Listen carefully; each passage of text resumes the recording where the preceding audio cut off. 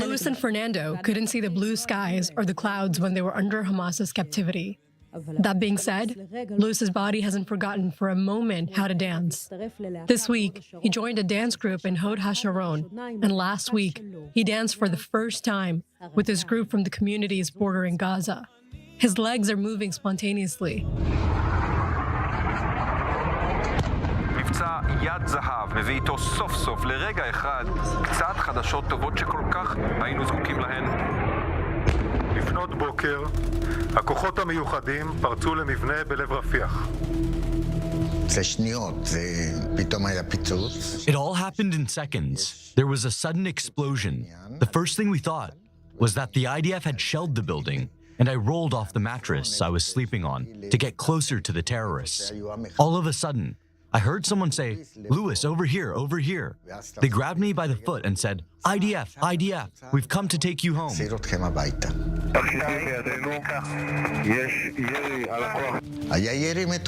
We were being fired at from all sides, so they protected us with their bodies.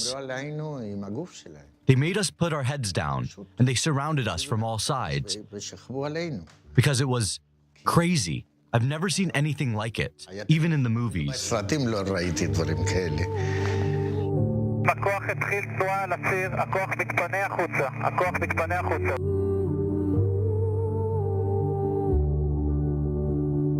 What did you think about in those moments? How did your body react? All of a sudden, someone asks you,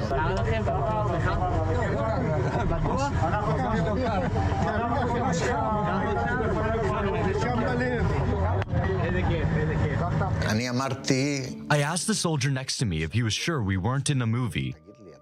I had to pinch myself to believe it, that this wasn't one of my dreams.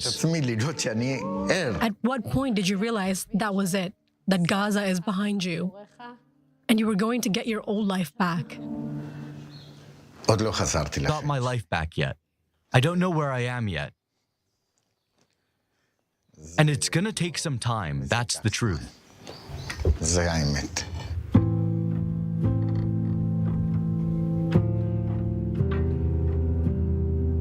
5 people were kidnapped from the same house on kibbutz near Itzhak. Clara, her partner Luis Har, her brother Fernando, her sister Gabriela Lambert, and Gabriela's daughter Mia with her dog Bella. They were taken in a white van to Rafah and walked through a tunnel for 5 hours.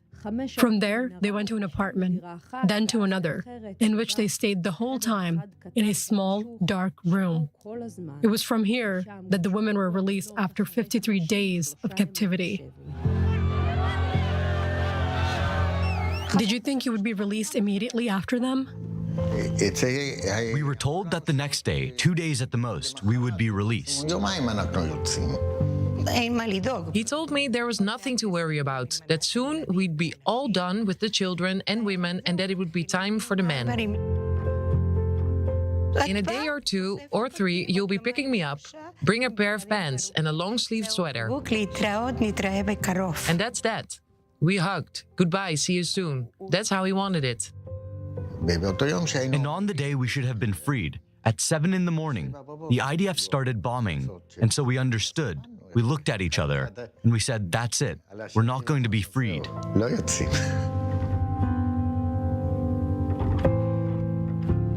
How did the days go by? Slowly, very, very slowly. Every morning, when we woke up, we said to ourselves what day it was, what day of the week, how long we'd been in captivity,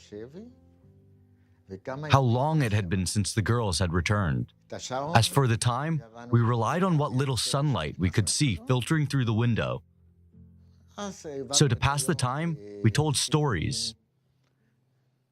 I know Fernando better than anyone, because I've never spent so much time with anyone else. The 2 of us alone for 129 days.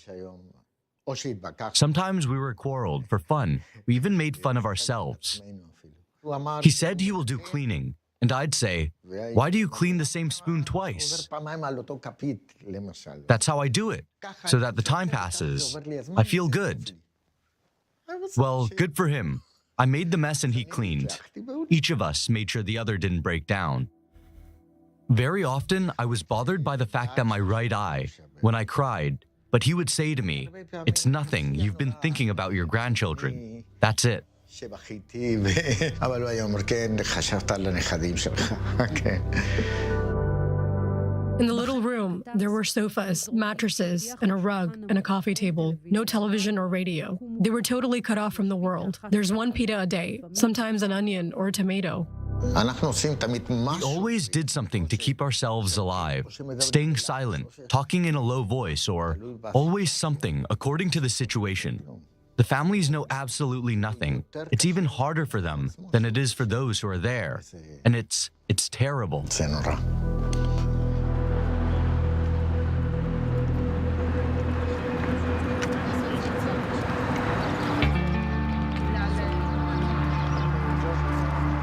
Louis's 4 children have been fighting. For almost 4 months, they didn't move from Hosted Square in Tel Aviv.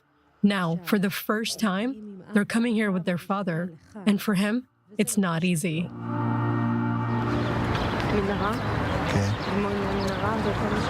Yes, I'm not going into the tunnel. I don't want to go inside, no way. I'm not going in there again. I've had enough. Guns in the front, guns in the back. And the stress, not knowing where you're going. I never thought I'd get out.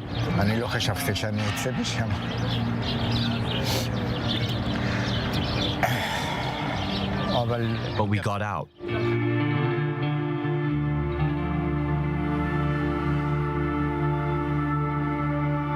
Even though me and my mother and my aunt returned, and there are a lot of people who have returned, it is still important to fight for the people who are still there. My uncle and my aunt's life partner are still there, and we miss them every day, and it feels wrong being here without them. It is so important that we bring back everybody. As much as I am happy to be back, we're still not done. Back there, did you imagine it was like this? That your children were fighting? That in fact the whole country was fighting on the square? To tell you the truth, no. I thought people were busy with the war, preoccupied with themselves, and that all the people here are stressed by what's going on all around. I even quarreled with Fernando about it. He said, there must be some kind of organization that shows them what to do, who to contact, where to hold demonstrations, etc. I replied, do you think we're that important? They were always scaring us, telling us that if the drone spots us, Netanyahu will hear about it, and he'll send a plane to bomb us. That in fact, what Netanyahu wants is to kill all the hostages so that there can be no deal. They've tried to make us believe that every time there's been a slip-up, like the 3 people killed by our soldiers and all. They made a point of telling us all about it, that the idea, as if it was Netanyahu who had sent people to kill them. We didn't believe most of what they said, but it's all psychological warfare, and in the end, it eventually gets to you. Every time we hear a plane in the sky, it takes us back there. We don't know where it's heading. The noise lets us know it's moving away. Phew, it's gone. But over there, what we were waiting for was to know which way the bomb was going, so that it didn't mistakenly fall on us. And sometimes, window glass actually shattered. At times like that, you really hold your breath.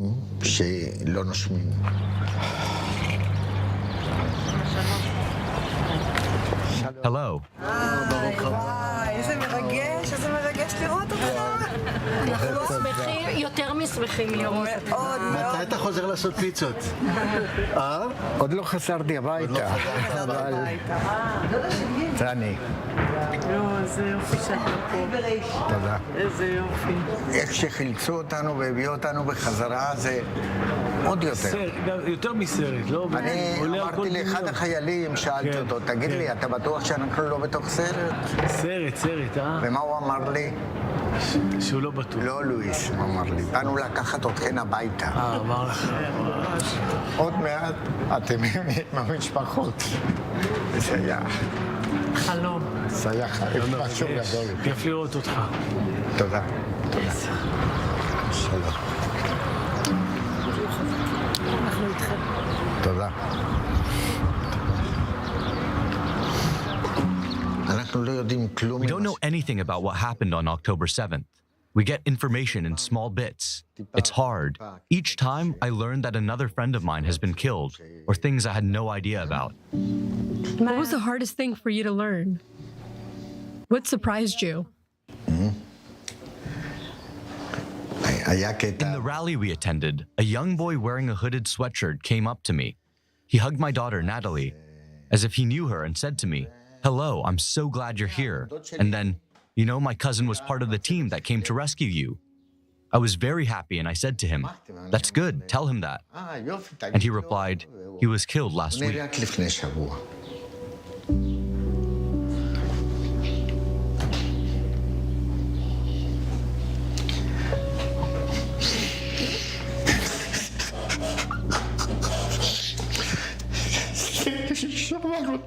I fell apart.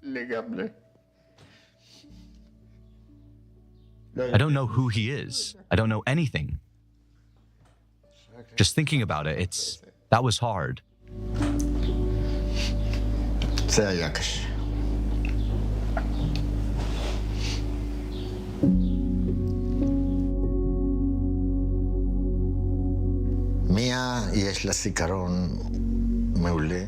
Mia has a very good memory, and I think she imprinted everything, and that helped in finding the place where we were and everything else. It's an extraordinary thing that it was Mia who gave this information. I found out later that she told those who needed to know. That's what saved us. From the window, we could see a water tower. The same one you see from near Itzhak. From Clara's looking in that direction. Up there. It's over there. Looking out the window like this. He's there too. So where is Nir Itzhak? He's over there, 14 kilometers from where we were. That helps to get the whole picture.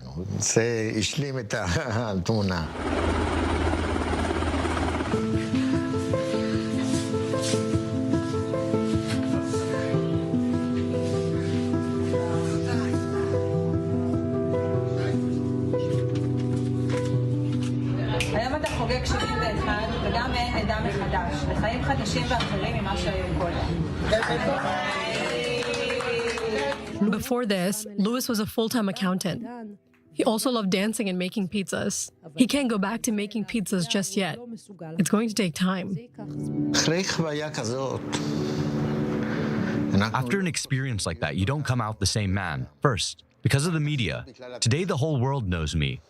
Before, I was a simple kibbutznik, and I could walk around Dizengoff. No one paid any attention to me, and rightly so. And today, if I set foot outside, do you know what it is like?